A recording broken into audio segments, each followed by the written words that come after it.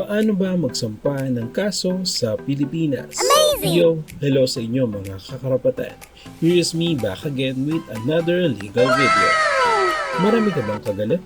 Meron bang umawi sa'yo? May nakadisgrasya ba sa'yo? May nanloko ba sa'yo? Dito sa Pilipinas, maaari kang magsampa ng kaso sa iba't ibang paraan. Nakasulat sa kriminal na batas sa bansa natin kagaya ng the Revised Penal Code Act No. 3815 and its amendments.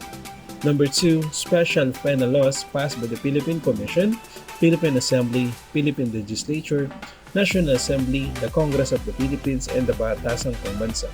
And the 3 is Penal Presidential Decrees issued during martial law.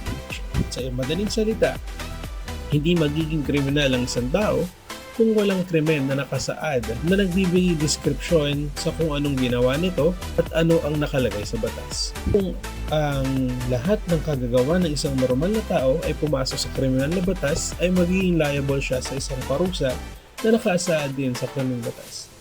Yun lamang ang kinakailangan upang ikay magsampa ng krimeng kaso sa taong ito. Upang maging tiyak at hindi masayang ang pagod, maaari magtanong sa PAO o Philippine Attorney's Office o sa kaibigan mong abogado.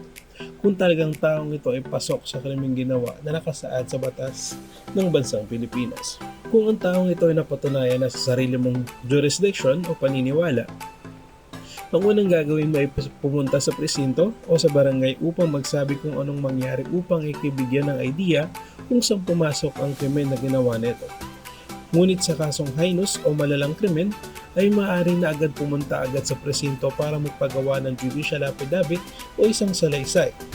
Pag ito okay na at naihanda na lahat ng ebidensya, maaari ka nang pumunta sa prosecutor office kung saan nangyari ang krimen.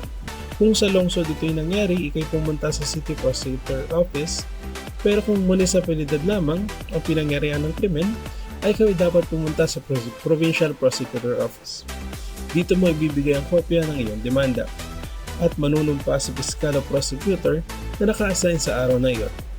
Pag ikaw ay nakapagsumpa na, ang iyong demanda ay babasahin ng prosecutor o ng piskal at ay ipapadala sa korte upang talakayin ang hearing ng kaso mo laban sa taong kinasuhan mo.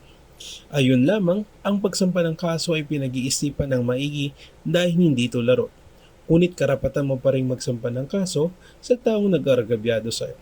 Ayun lamang, kung nagustuhan mo ang video na to, please like, share, and subscribe.